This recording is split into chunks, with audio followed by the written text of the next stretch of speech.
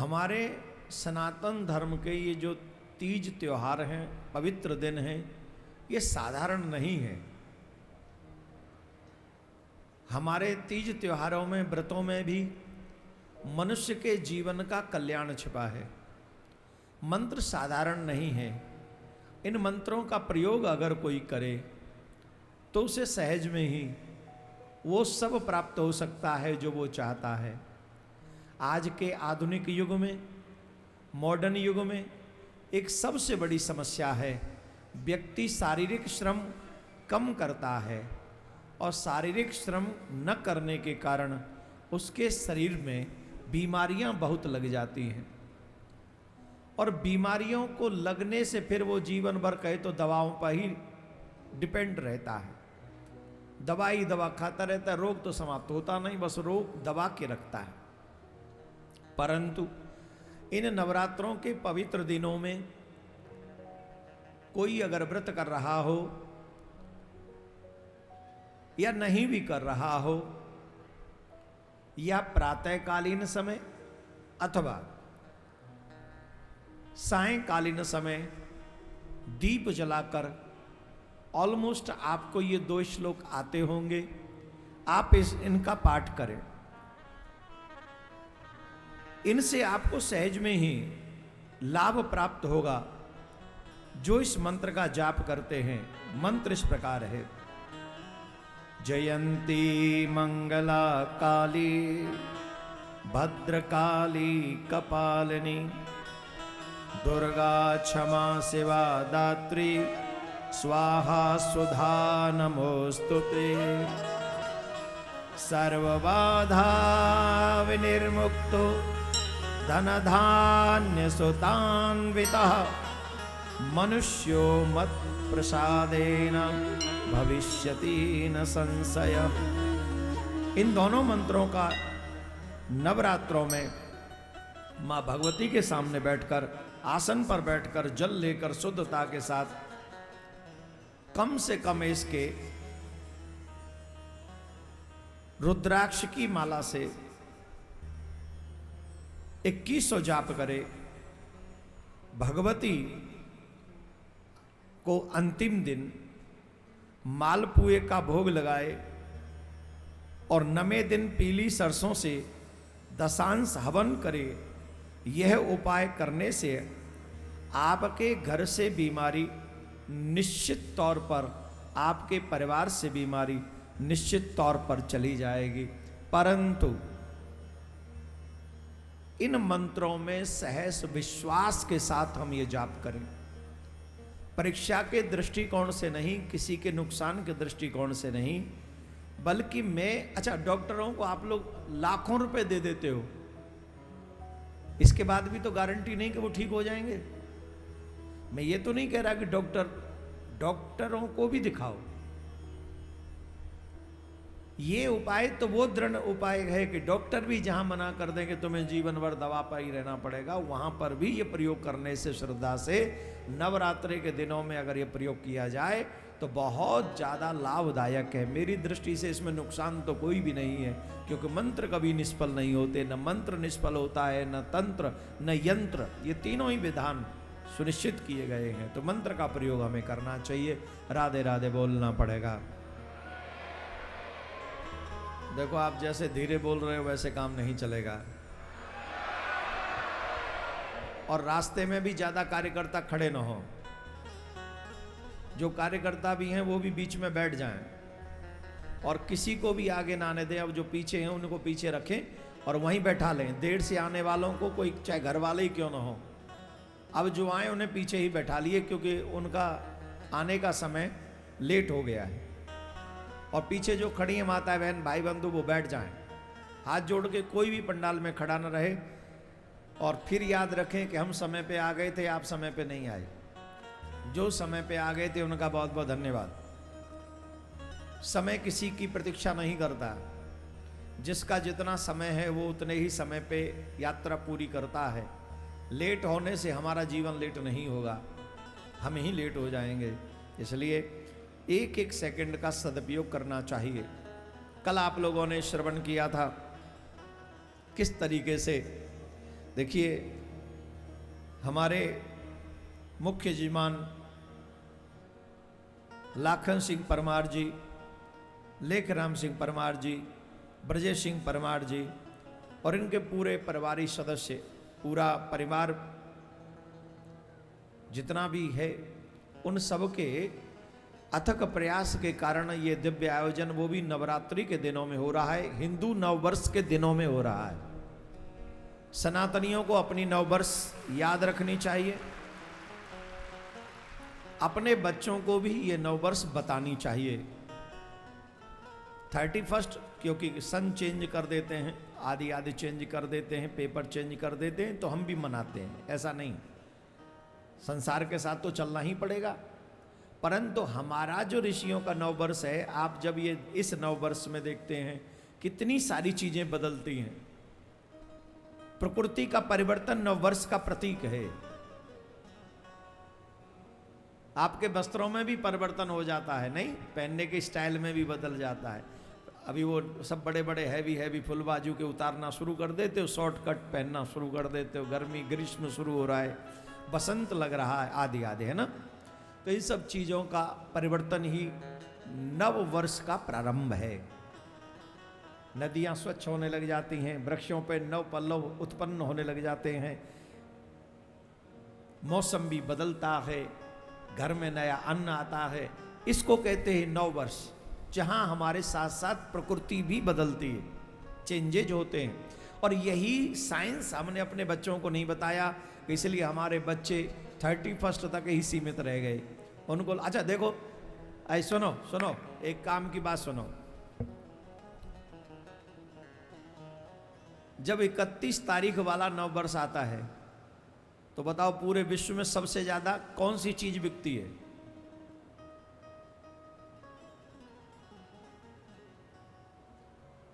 मदिरा। जब पाश्चात्य कल्चर की नववर्ष आती है तो सबसे ज्यादा मदिरा बिकता है। और कितने लोग अनवांटेड गर्भवान हो जाते हैं, अब मैं कहना नहीं चाह रहा था, प्रेग्नेंट हो जाते हैं, पाप कर बैठते हैं, अनवांटेड। पी लिया, घूम लिया, नाच लिया, गा लिया, ये उनका नववर्ष है। नशे में पड़े, नाली में पड़े, कहते हो, ये नववर्ष है उनका, राइट। और हमारा नववर्ष सबसे ज्यादा क्या बिकता है? बोले फल बिकता है। जब हम लोगों का, सनातनियों का नववर्ष होता है तो इन भारत वालों से पूछो जो भारत में शराब बेचते, बोले शराब में भी मंदी आ जाती है, कितने भी पीने वाला हो वो भी कहता है नवरात्रि चल रहे हैं, हम पिएंगे नहीं इन 9 दिनों में। उनके यहां भी बैन हो जाता है।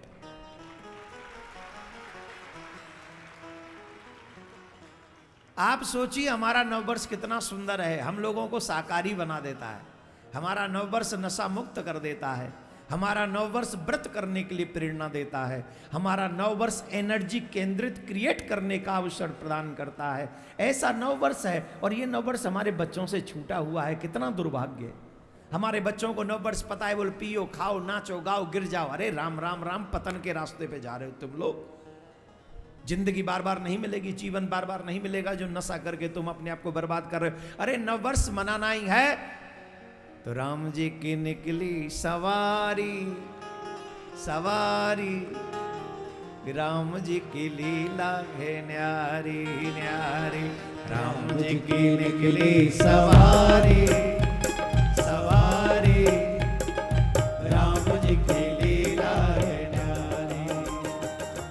एक तरफ लक्ष्मण, एक तरफ सीता, एक तरफ लक्ष्मण, एक तरफ सीता, बीच में जगत के पालनहारी, राम जी की निकली सवारी, सवारी, राम जी की लीला है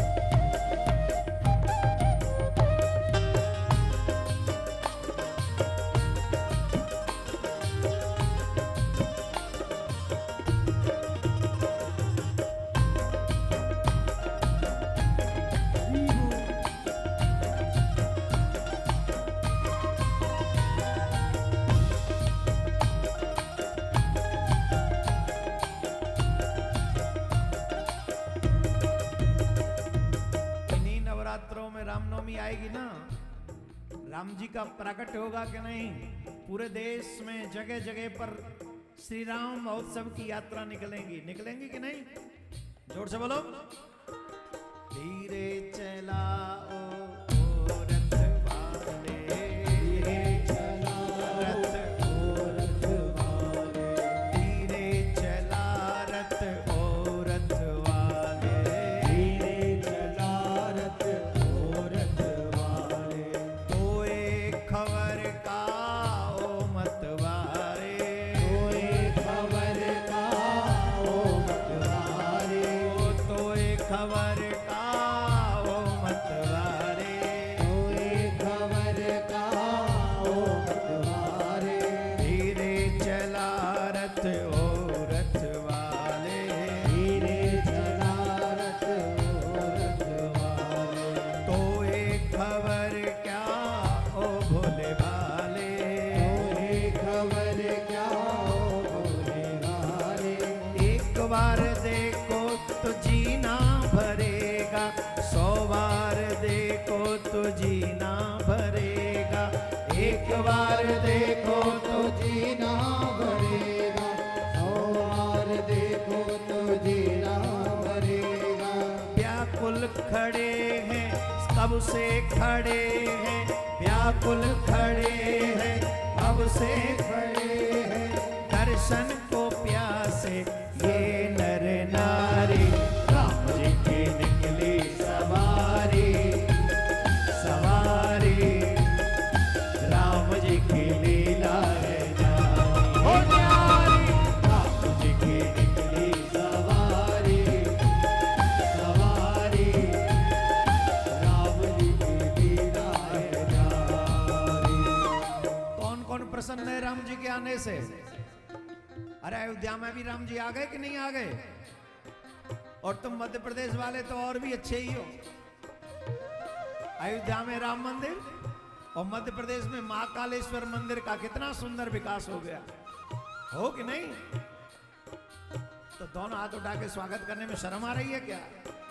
राम जी की निकली सवारी, सवारी, राम जी की लीला है न्यारी, ओ न्यारी, राम जी की निकली सवारी, सवारी, राम जी की लीला है न्यारी, एक तरफ लक्ष्मण एक तरफ सीता, एक तरफ लक्ष्मण एक तरफ सीता, ओ एक तरफ एक तरफ एक तरफ लक्ष्मण एक तरफ सीता, एक तरफ लक्ष्मण एक तरफ सीता, बीच में जगत के पालनहारी, राम जी की निकली सवारी, सवारी, राम जी की लीला है, राम जी की लीला, राम जी की निकली सवारी, सवारी, राम जी की लीला है। देखो, राम जी के आने से अयोध्यावासी नाच रहे थे, झूम रहे थे, गा रहे थे, और लंका वाले तो बेचारे वैसे ही परेशान थे, उनका तो बैंड बज गया था। रहा न को कुल रोब निहारा, राम विमुख असहाल तुम्हारा। क्या था? क्या था? रहा न को कुल रोब निहारा, राम विमुख असहाल तुम्हारा। जो राम के विमुख हो जाता है उसे कोई पानी देने वाला भी नहीं बचता। तो लंका वालों की तो बैंड बज गई थी, वैसे हमारे देश में भी 1-2 पार्टियों की बैंड बज गई। किस लिए? राम का विरोध करने पर। हम पार्टी के विरोध में नहीं है, किसी के भी नहीं है, हम हर सनातनी को गले लगाना चाहते हैं, लेकिन जो राम का नहीं वो मेरे किसी काम का नहीं। तो बताओ, आप राम के हो कि नहीं? राम के हो तो मेरे काम के हो। हाथ ऊपर करो। राम जी की निकली सवारी, सवारी, राम जी की लीला है न्यारी, ओ न्यारी, राम जी की निकली सवारी, सवारी, राम जी की लीला है न्यारी।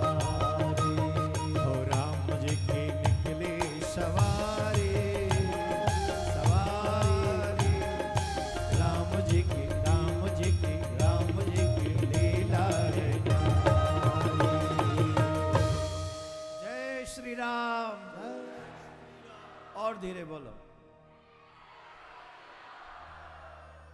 हम लोग संतोष बहुत जल्दी कर लेते हैं। राम जी का मंदिर मिला, उसके बाद ही हमने कहना शुरू कर दिया बस अब लड़ाई दंगा नहीं करना है। अरे लड़ाई दंगा हम कर कहाँ रहे? उन्होंने कितने हजारों तोड़ दिए और हम कह रहे हैं राम जी का मंदिर मिल गया बस। अरे कैसे बस? अयोध्या तो झांकी है, काशी मथुरा। और मुरैना वाले हो, तुम्हारे जौहरे तो मथुरा पहले पल्लो, तुम्हारी सौगंध है, तुम्हारी मर्दांगनी बेकार है जब तक मथुरा न बन जाए। ध्यान रखियो, चंबल को पानी बेकार है तुम्हारे काज। तुम्हारो चंबल को पानी जवई मानो, तुम्हारी जवानी चंबल को पानी। लिखो मथुरा की अद्भुत कहानी, तभी काम आवेगी।